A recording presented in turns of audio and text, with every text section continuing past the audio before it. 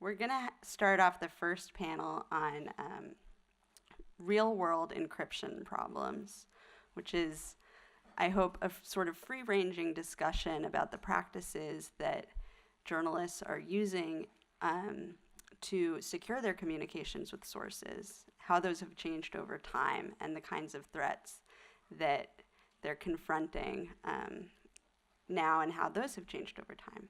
So I'm going to, without further ado, introduce my panelists. Directly to my right is Chris Soghoian, who's the principal technologist and a senior policy analyst at the ACLU's Speech, Privacy, and Technology Project. He's also a member of the Freedom of the Press Foundation's Technical Advisory Board. He earned his PhD in computer science from Indiana University, which focused on the role that third-party service providers play in facilitating law enforcement surveillance of their customers, and was previously an Open Society Foundation's Fellow and a TED Global Fellow. To his right, we have Dana Priest, the John S. and James L. Knight Chair in Public Affairs Journalism at the Philip Merrill College of Journalism at the University of Maryland, which is probably the award for longest title. She's a veteran investigative reporter at the Washington Post, where she focuses on intelligence and counterterrorism. In 2006, Dana was awarded the Pulitzer Prize for beat reporting for her reporting on CIA secret prisons, or black sites. She was also part of the Post team that won the 2008 Pulitzer for Public Service for reporting on the mistreatment of veterans at Walter Reed Hospital. She is the author of Top Secret America, The Rise of the New American Security State, and The Mission, Waging War and Keeping Peace with America's Military. To her right, we have Julia Angwin, who's a senior reporter at ProPublica, where she covers privacy and surveillance. Prior to joining ProPublica, Julia was a reporter at the Wall Street Journal, where she led a privacy investigative team that was awarded a Gerald Loeb Prize in 2010 and was a finalist for the Pulitzer in Explanatory Reporting for 2011. She was also on a team of the reporters at the Journal that was awarded the 2003 Pulitzer in Explanatory Reporting for coverage of corporate corruption. She's the author of Stealing MySpace, The Battle to Control the Most Popular Website in America, as well as Dragnet Nation, A Quest for Privacy, Security, and Freedom in a World of Relentless Surveillance. And finally, we have Jim Risen, an investigative reporter at the New York Times. He's co-written several articles for the Times exposing warrantless domestic wiretapping, for which he and his co-author, Eric Lichtblau, won the Pulitzer Prize for National Reporting in 2006. James was also part of the New York Times team that won the 2002 Pulitzer for Explanatory Reporting for coverage of September 11th. He's been at the Times since 1998. Previously, he was a correspondent for the LA Times and is the author of several books, including State of War, The Secret History of the CIA and the Bush Administration, and Pay Any Price, Greed, Power, and Endless War. So I apologize for having to read those off this piece of paper, but there were too many prizes for me to keep straight otherwise. And I wanted to start off by just asking for the journalists on the panel, what kinds of tools do you use to communicate with your sources? And has that changed at all for you in the last 2 years to 5 years as we've learned more about the scope and depth of national security surveillance? All three of you do extensive reporting on national security issues, often with anonymous sources. And how have the methods that you've used to communicate with them changed over time? Can I go first? Because I'm feeling very guilty being up here. I tried to explain when I was invited that I'm a low-tech kind of reporter. My view is unless I was to really figure out how to use the most sophisticated encryption, whatever I would use would be susceptible, and that my sources would feel very uncomfortable anyway communicating with me electronically. So I've done a couple stories with huge caches of documents, but they haven't been in the classified arena, and so I'm a human source kind of person. And I believe that is where most of the good journalism gets done, because instances like the Snowden documents are rare, and that whatever you learn here, that will be great, I'm sure. And I'm not saying that this is not a great topic, but I want to be the cautionary one to say, don't overuse technology. I already think that the younger generation of reporters has a tendency, because it's more comfortable, to talk with people electronically, and that's just not how sensitive sources are going to trust you. Even in the Snowden case, if you saw Citizen 4, they spent a lot of time with him personally, and they did that in a very careful way. So my best practices that have probably changed a little after the revelations or in the last several years have been just to increase the care with which the care that I take when I deal face to face with people, in terms of location and time and space in between and finding people and how that works. If you put yourself in your sources' shoes, why would they, reading all that they read, trust even simple encryption? And luckily the Post has done some things recently that help me and help my files and all that. But I just want to make sure that nobody thinks that electronic communications and encrypting even should replace really face-to-face and carefully thought out meetings with people. And so there, now I don't feel so guilty. I said it.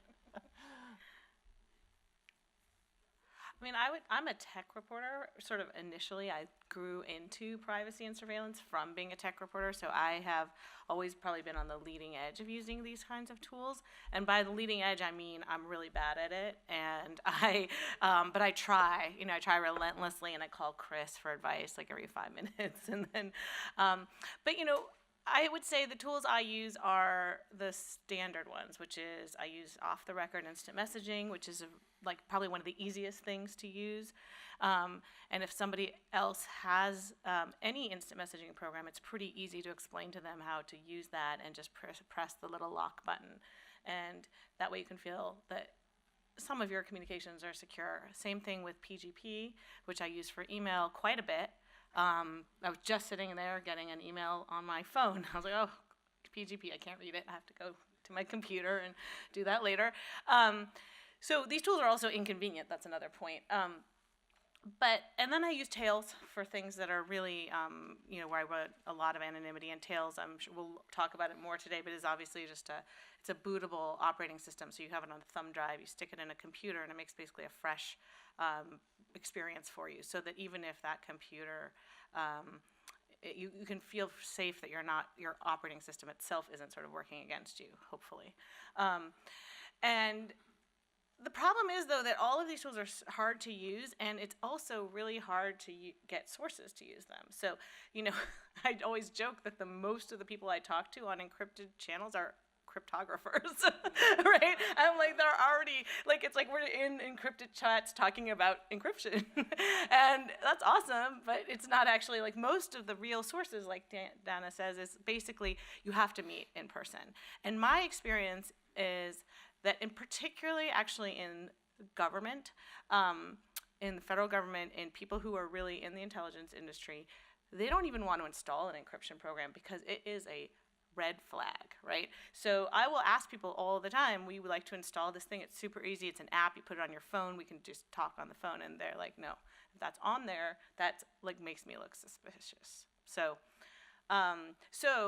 in those cases, actually, what I find works more often is, okay, well then let's establish our cover story. What are we meeting for? And that's really a better way, because we're going to have plain text traffic, so it's going to be about a different story. And, that's not going to work. Jim can tell you.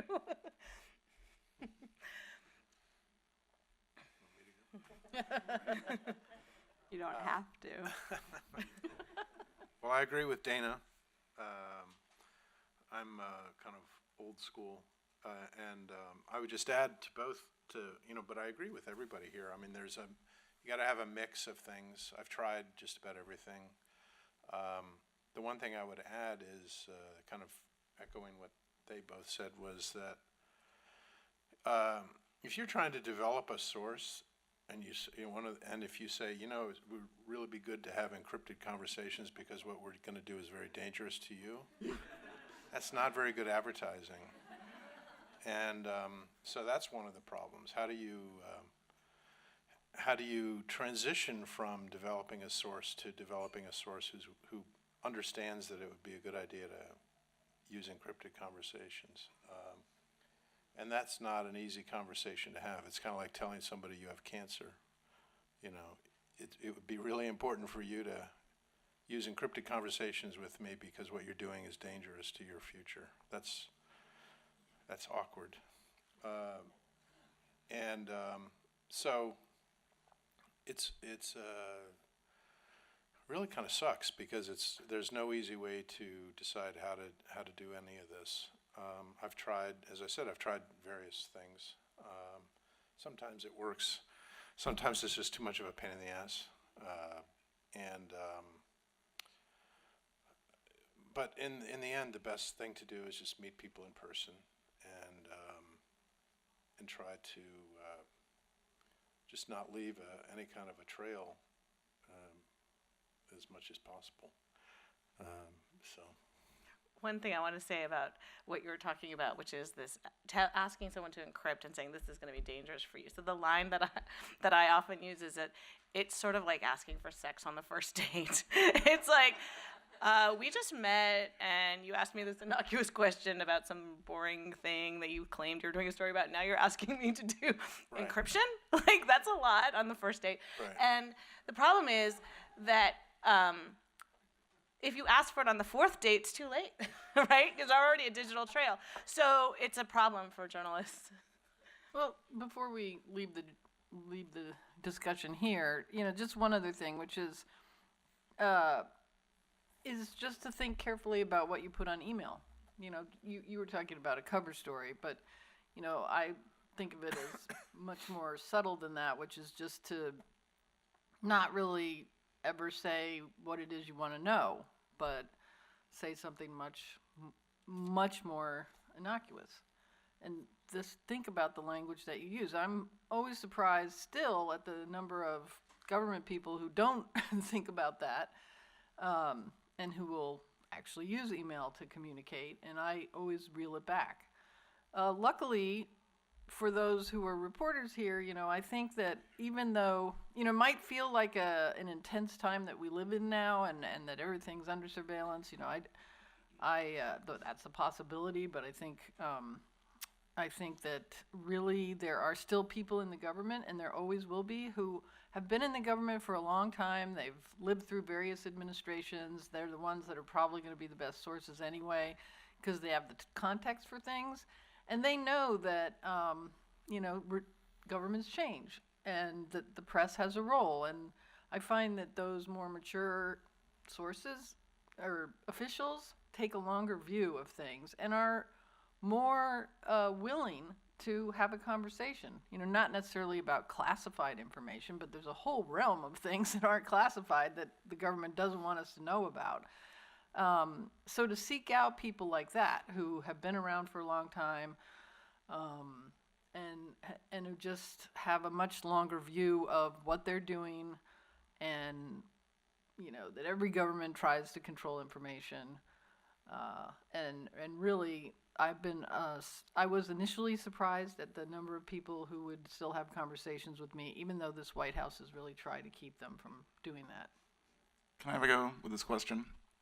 So some of the people in the room might know me.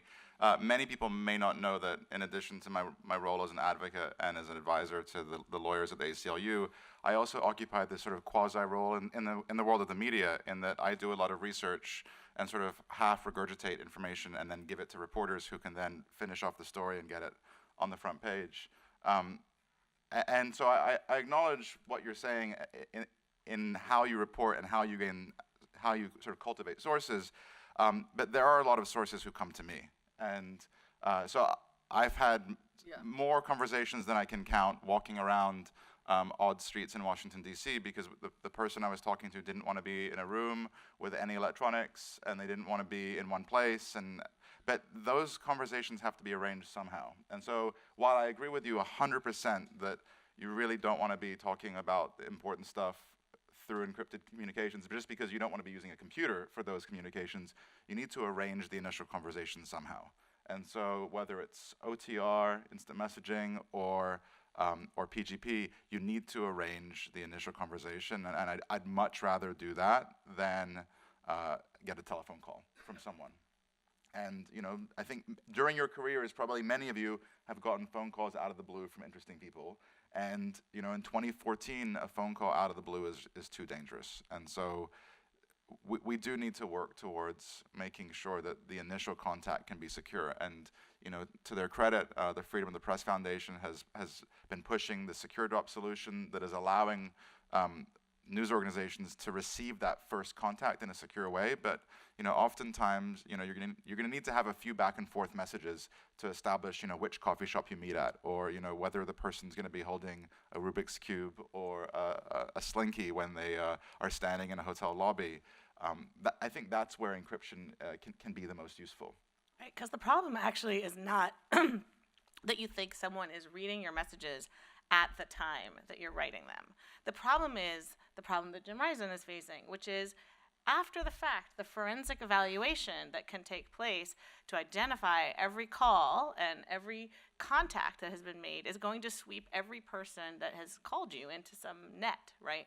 And you would like the person who you're trying to protect not to be in that net, if possible, right? And that's almost impossible because there's going to be, even if you encrypt the message, the fact that a message was sent between two people, unless you go to pretty extraordinary lengths, there's going to be a record of that.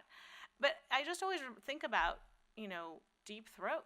I mean, the fact that that secret was kept for 30 years is unimaginable in today's world, right? Unimaginable. If a determined prosecutor wanted to know who Deep Throat was today, they will find it. And so that is the challenge that we face as journalists, because you cannot make the promise that I stupidly used to make when I was in my 20s. I'm going to go to jail for you, right? Which, you can say that, but that doesn't mean they're going to be safe, right? That used to mean I'm going to keep you safe. Oh, well, actually, I don't know. This is a great example, Deep Throat, because I'm not sure that it would be different. They didn't have email.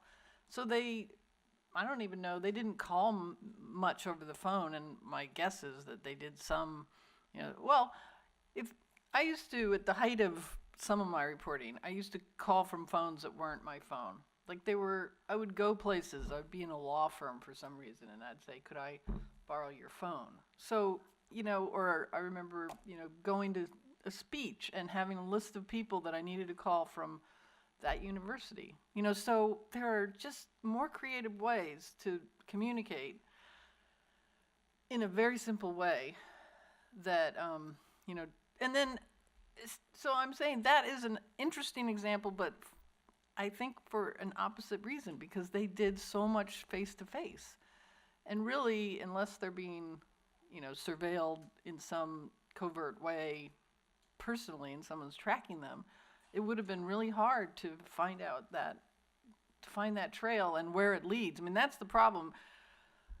A lot of people I talk to and have not even interesting conversations with, so they would be swept up too. So it's a different thing, to be in a bucket of calls that I made or they made to me, and it's another thing to then figure out what those calls are about. So again, be careful in what you say over the phone and what you say on email. Right. I mean, I guess there are some people now who want to start communications encrypted, like he was talking about, which is great, but that's few and far between, as far as I know. Maybe, I think the problem we're really talking about is that encryption is not in common use for all Americans yet. And I think once if it ever gets to that way, then no one will notice encrypted conversations. The problem is, like you said, that even though the government can't read the encrypted messages, the fact that encryption is being used is a red flag. And so it's a real catch-22. How how do you find like what I try to do is just a lot of different things. I don't have any one practice. I probably should have told the people here I wasn't going to tell you all the things I do. I'm not going to tell you. But you know, it varies. It's got to be case by case. So I want to ask you a little bit more about this, because in one respect it's sounding like we really still live in the world that we've always lived in, where if you need to talk to a source and it needs to be completely off the record, you're going to put a flower pot on your balcony. And on the other hand, we also live in a world with sort of ubiquitous metadata surveillance. It does make it very, very risky to have that first contact or any subsequent contacts over the phone. And I think that in some ways, this environment is a part of the understanding that's developed among journalists that the current administration is the most hostile to the press that we've ever seen. So I want to ask you a little bit more about the sort of old school, I guess, techniques that you use in your reporting. I was at a conference recently with a SEC reporter whose work had given rise to a huge leak investigation, who said that it was her practice to, whenever she called a source, call 12 other people at the SEC and get them to stay on the line as long as she could, because she understood that the metadata itself, who she called and when, was going to be revealing, and so she would call people one after the other. And are there things that you do like that to sort of safeguard your metadata from implicating your sources? Yep. I mean, it's it's common that people will feel that they're the only person talking to you because you're not telling them who else you're talking to, and you've told them that you won't tell them, and you're not going to tell anybody else that you're talking to them. So then then they feel like maybe they're the only person talking to you, and that's a risky feeling for them. So I've, for many years, have said, which is true, I'm not talking just to you, and there'll be a lot of people that you do exactly what you're saying, and to, make the trail bigger, make many trails. And I think that's sort of been a standard concern forever. And so, yeah, that's... One of the objectives I always try is, if you get to on a big story, I try to get to a point where the people who are the sources don't even realize they were the sources. And that they can honestly say, I don't know where you got that story, because it's part of a larger mosaic, and they don't even remember exactly what they said. And I've had sources who've put out statements afterwards saying, I think that was terrible that the New York Times wrote that story, because they didn't even realize they were the source. And that's the end state that you want to get to. And so that might be really difficult to figure out how that comes about, because I think that because of Snowden and the dramatic revelations and portrayal of him, and also the reality of what had happened, how it happened, that people do think, especially young people who haven't been in the field for a long time, that this is how things happen, that you get a huge document dump. And really, I mean, I've always felt left out from that because that's not how it happens. I mean, occasionally, yes, and good, that's great, but it just doesn't. It's very much Edward Snowden is piecing not things together. Edward Snowden's not a model for journalism. If it is, then we're going to have a really lot of lawyers and a lot of problems, because that would be a crazy model. Yeah, I've never met a source who said, I want to leave the country and live in Moscow. in Moscow because this story is so important to me. No, never. In fact, every single one of them wants to still go home and tuck their kids in at night and not, suffer, but they feel there's some injustice. And so it is actually a problem, because people now see, like, is this the cost? Because I don't want to pay that cost, right? Right. Can I shift this back to the topic, which is supposed to be encryption, a little bit, with a probing question? Sorry, which is I have this theory, which is that the reporters use the tools that are available to them, and that while I mean you all are spectacular reporters in your own areas, and you use the skills that you have, but I suspect that given that that many of these tools are so difficult, and given that, I mean, in Julia's case, you had to teach this yourself how to use these tools, right? And Well, you helped me, but well, you sought people out to help you, Right. but you didn't get any official support from your employer. If anything, it was the opposite. yeah, that would be the We, opposite. at the Oh, New York really? Times, we now, I mean, I use encryption in various ways. Like I said, I'm not going to get into the details. And we have people at the Times, technology people, who now help you with that. And Right, but- I'm just saying that now. it's not, yes. Yeah. Right. and So what I want to ask is, traditionally, did you get any support? And so my hypothesis is that maybe this is a new thing at the Times, but I suspect that at most media organizations, the IT department gives you a laptop on your first day, and they give you your desk phone, but they don't hook you up with encryption software. And so, in that regard, First Right. Look Media, which has a team of skilled security engineers who are bumping fists over there, they teach their reporters how to use encryption. They walk them through the process of sending their first encrypted email and then shout at them when they make a mistake.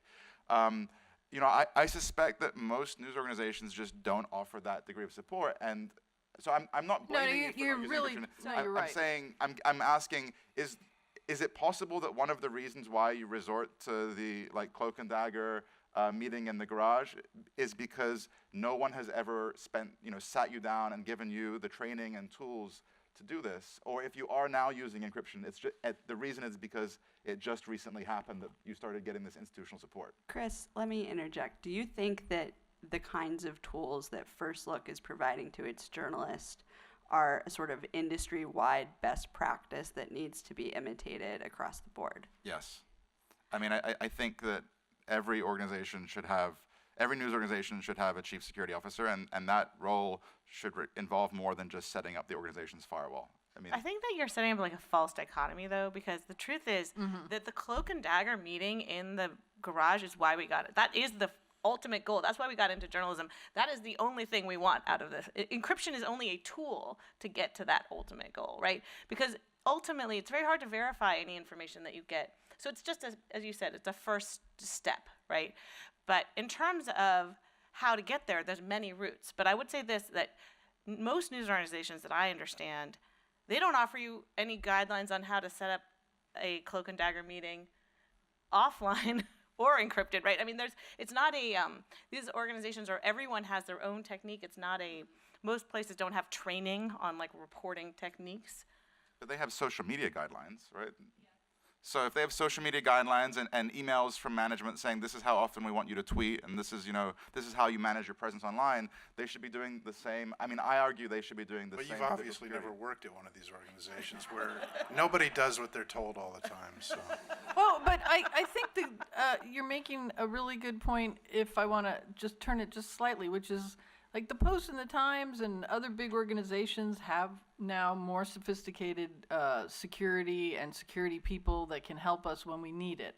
And, our system in general, they've done things to keep certain reporters who they know are going to have these issues. They've created systems to keep our communications more secure. It's not, anywhere where you're suggesting it be. But I would imagine that most people who work at other smaller places or are freelancers or do, a lot of the international consortium work, don't have the apparatus behind them that we have. And therefore, what you have to teach and what other people here today at the conference have to teach is very valuable, and I can rely on my technologists at the Post to help me when I need it. So Yeah, I'm really not trying to discourage any of this. I'm just saying, it has its place, but let's not forget how most actual reporting, especially when you're dealing with the government, comes through, and that there's a psychology about source building that is antithetical to using encryption, which, Jim has just Yeah, described. I've been trained on all the major encryption things from, I think they now have pretty good people at the New York Times. They're not the normal IT people. And No offense. but it is, like Dana said, it's a tool, and it's something to use when it's appropriate. It's not an end-all be-all for how do you do reporting. And I guess that's the only point we were trying to make, is you still gotta, I have found it useful in some circumstances for communications, and I have used it and continue to use it, but but then there's other occasions where you don't, and you just have to meet people in person, and never, for instance, there are times when you just meet people before there's any email trail at all, and we never have any electronic communications with them at all, ever. And those are the people I really want to keep safe, and I don't trust any electronic communications in certain circumstances. So when you go to a restaurant and you go to the bathroom and you see that the bathroom is disgusting, like that's an indicator that the kitchen probably is pretty bad too. And I don't get to go into the newsrooms and see what's happening inside there and see what tools the reporters are using. But if you look, in my eyes, the encryption bathroom of media are their websites. And the news website, the websites of many of the major news organizations, not only do they not use basic encryption that would protect the privacy of their readers, but because of their desire to make money, they're packed with tracking cookies. Every major news site is tracking its visitors and allowing third parties to see which articles you're reading. Now, to their credit, the CTO of the New York Times recently laid down the gauntlet and challenged all of the other major American news organizations to deploy HTTPS encryption by 2015. But we're still not there yet. It's a week now since we learned that the FBI impersonated the Associated Press. How much more is it going to take for the news media and this community to recognize not only that encryption protects the confidentiality of your communications, but it provides integrity too. And people need to be able to trust that they are actually visiting the New York Times or the AP or the ProPublica website. And right now, there isn't anything that regular readers can use to verify where the news they're reading actually comes from. And so I'm glad the New York Times is moving in that direction, and I'm glad that First Look and Vice and a few other scrappy outlets, sort of beat them to it. But part of the encryption process is more than just protecting your sources. It's also about protecting your readers. And right now, all the big news organizations are letting their readers down. So I'm going to open it up to some audience questions, if there are any. There should be audience mics somewhere. But I could also just be loud. you could be loud, yeah. Hi, Eliza Grigman. I freelance full time, so thank you for raising that point. Brief comment. I think the issue you're speaking to, Chris, is probably more of a financial one. Most newspapers are worried about money for their reporters, let alone more advanced security, unfortunately. So I guess my question is, if there's like 3 things you can do as a reporter, to be better in this arena, protect your sources, like what would they be? Freelancers always get screwed. If you go out into a war zone and you get PTSD, there's not going to be anyone who's going to be paying your medical bills. If you get shot, there's not going to be anyone who's helping you. Same financial problem for newspapers, the New York Times, even all of them, than there are. So in 2011, I wrote an op-ed in the New York Times in which I called for the news media community to take digital security seriously. This was 2 years before Snowden came on the scene. I think that the organizations that have the budgets need to be putting some of those budgets into security. I think that the journalism academic community, journalism schools need to be including digital security in their basic curriculum, and not just elective courses that some students could take. I know there are sort of slow movements in that area by a few schools, but this needs to be the norm, not the exception. And then I think that major foundations like the Knight Foundation really need to step forward and put serious money into this. I know that Knight has given some initial grants in some areas, but this needs to be a major line of funding for Knight and then other foundations to support the creation of easy-to-use tools. You know, the tools that Julia mentioned, Tails, OTR, and PGP, are laughably difficult to use. I mean, it is tragic as to how bad they are.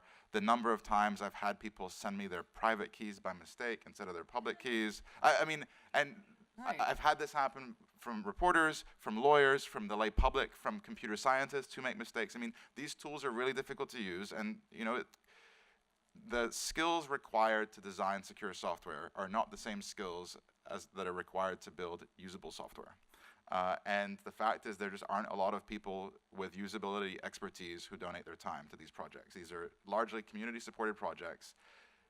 In addition to, you know, creating resources for their own reporters, news organizations need to also contribute to this sort of this community pool of tools. We need to have, you know, one New York Times reporter, a programmer, one ProPublica reporter contributing patches to PGP and to OTR and Tails. And, you know, these organizations need to be funding, you know, $5,000 or $10,000 improvements to make these tools better, because everyone is relying on these tools, and none of the major organizations that are actually benefiting from them are actually contributing to their development. Can I just answer the question? So the three things that you should do are you should download the Tor browser and just use that for whenever you're searching for things that you just keep it in your arsenal so that you know when you're on Tor you're anonymous mostly. Your address is masked. So do that. Get if you're on Windows, download Pigeon. It's the off-the-record instant messaging service. And if you're on Mac, download Adium, which is the off-the-record instant messaging service, and use it. You can plug your Gmail chat right into it. It's just a way to encrypt your existing instant messaging. And the third thing is, I hate to say it, but you get a PGP key. It's terribly painful, and but it's really important because it actually brings sources to you. What you do is you need to get a key and post the public key fingerprint on your website or somewhere that people can see it. And then sources will come to you, right? Because they can find a way to send you an encrypted message. And they can actually work to mask the metadata on their end. Not very effectively. But there's some hope that somebody will reach out to you. And that I have found is very lucrative. I get lots of PGP sources all the time. Can I just reiterate, though, what Chris said in a different way? I teach now at the University of Maryland, and I have this class on journalism in peril, and each student has to profile a journalist who's imprisoned overseas, a foreign journalist. So some of them wanted to communicate with their family members or their lawyers or even try them. And so that's where, in my mind, you know, really the question came up, well, how are we going to do that in a safe way? So we have this very well-funded computer science department over there, and I got somebody to come and do a lesson on encryption and think through how they would do this. And these are, you know, young people who use all this stuff, not that stuff, but use electronics all the time. And so they were very enthusiastic, but at the end, they were very like, God, this is hard. So a couple of them were trying to use it and learn it and get fluid at it. And what you're saying, why is this technology so hard? It needs to be better. It needs to be easier. And the, you know, departments like that and others and news organizations need to create a different technology that's easier to use because it's just too hard right now. Can I just add a slight plug for this week? I worked in collaboration with the EFF to put together a rating of encryption tools, and we actually rated 40 tools on the metrics of how secure they were, not how usable they were, but how secure they were. Did they meet the minimum standards of encryption? Because actually, some tools that people think are safe, like Skype, are not actually. And so we actually found that the ones that did really well on these ratings, also some of them are very usable. There's a lot of new apps that you can just put on your phone. So Text Secure, for instance, is encrypted texting. And if the other person gets it, it's just an app. It's like installing any other app. It is super easy, and you can have secure texting with somebody. Encrypted text. Same thing with phone calling. There's some silent phones, red phone. So we actually put out this list, and there are new tools coming on the market. And it's incumbent, one reason I did this story is I wanted to encourage this because I want people to make the right choices for secure tools, but also to choose usable tools. And I think the EFF is going to continue to rate tools as they come on the market. Yeah, I just want to also just say, I want to say, encourage the people who are trying to do this, like Chris. I think it's really important that this kind of thing continue to develop, and I think it is really good for the news industry. I didn't mean to suggest at all that I'm not in favor of all these new things that are happening, and I think encryption is important. It's just a matter of ultimately how we use it, and but I do want to applaud all those people who are trying to improve it and get this into the mainstream. Hi. Hello. Is this thing on? Great. Hi, so my name is Morgan, and I'm the Director of Security at First Look Media, and I've heard a lot of discussion from you guys today about using what is essentially free encryption tools, and there's a lot of complaints about how bad they are and how difficult they are to use. What I'd really like to see media organizations do is paying for stuff. Like, some people here work for really large media conglomerates. Get them to pay for usable encryption tools. As it turns out, there's stuff out there. GPG, yes, it's difficult to use. It's also open source software, and it's free. Right. Whereas there are commercial tools that are significantly easier to use, that have great organizational integration. And so I'd like to see a focus on actually institutional level, right? Like getting large news orgs to pay for usable commercial encryption tools, as well as focusing on free open source tools, which everyone bickers about how well they work.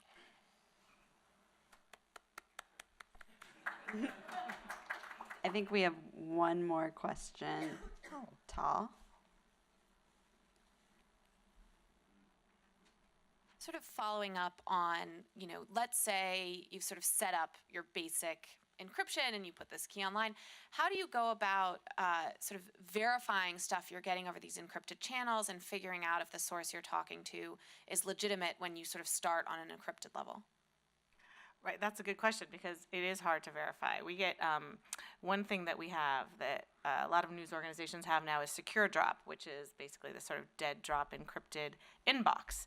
And we get stuff that looks kind of interesting, but could it be forged? Like, how do you know, right? That's where you end up having to meet in a garage. So one thing that Freedom of the Press Foundation has done with Secure Drop is they came and installed it for us, which was great, but also set up a way that we could write back to the person, because it used to be that they just dropped the stuff in there and we were like, I don't know, could be awesome.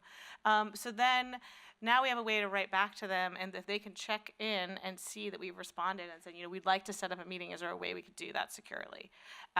Because in the end, we need to verify, and that's why I was saying the ultimate holy grail of all this is the meeting in the garage. Maybe one more short one. Who's got a short question? Rachel.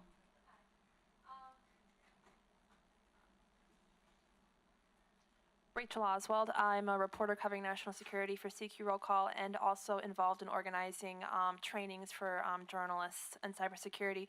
My concern is that as we describe these tools as really hard to use and shitty and stuff, that we are deterring journalists from trying to use them. I certainly preach to my friends about the importance of doing this, and they listen, but then when I begin talking about how PGP is difficult and I accidentally deleted my key and stuff, I feel like they're thinking this isn't for me. So how do we get around that issue? I think that these new usable tools are the way, a good entry point. So one thing that I have found that maybe I overstated my lack of success with sources on getting them to use encryption, because the only thing I have been able to get them to use is these sort of encrypted apps. Because the truth is, it's simple. You have a phone, you install an app, it's okay, right? Not everybody is willing to do it, but it is a really simple entry point into encryption. And so it's one I would encourage people to ask people who are reluctant to try cryptography to use. Let me also note that, I think if the kinds of sources you're getting are government lawyers who themselves are not going to know very much about encryption, then, the parking garage meeting is probably going to be the way to go. Regardless of whether it's initiated via phone call or a conversation at a cocktail party. But, there's this entire defense apparatus now in this area focused on cybersecurity and cyber war, and the troops on the ground working for Raytheon and Lockheed and Mantech, who are actually the guys writing the next cyber weapons, when they have a guilty conscience and want to reach out, they're not going to pick up the phone. So if you want to break the future cyber war stories, you're going to need to have the tools that the people who are writing the cyber weapons are going to feel comfortable using. I mean, I've had people reach out to me and communicate with me because they felt like either the lawyers at my organization or other reporters in town weren't technically savvy enough to ensure security. And so you need to have that level of skill just to get these kinds of sources. On the flip side, you need the tools to be usable enough that sources who aren't, cyber defense contractors can use them. And I think that's part of the trying to ensure the ubiquity of these tools so that all sources sort of as a default can use them without outing themselves. Yeah, I think it's just a matter of trying to, deal day to day with individual people. And like I said, I don't think there's any rules one way or the other. We should just, I'm kind of agnostic on how I communicate with people. It's just a matter of whatever's the best way for that individual. And as I said, I use some encryption now, but it's not for everybody, and so that's, you just, I think, have to be smart about when to use it, when not to use it, who wants to use it, who doesn't want to use it. But I think it's great that we're starting to deal with this. But I do think that as long as right now encryption is something that is fairly rarely used in American society, only by drug dealers and hackers and sources who don't want to be identified, we're going to have a problem of the red flag problem. And I don't know how to, in real world, I don't know how to deal with some of these problems. I think I'm open to suggestion on how to move sources into encryption, but it's really hard. Thank you, guys. We're going to take a quick break, and then we're going to go to the second panel. So thank you all for coming and being here.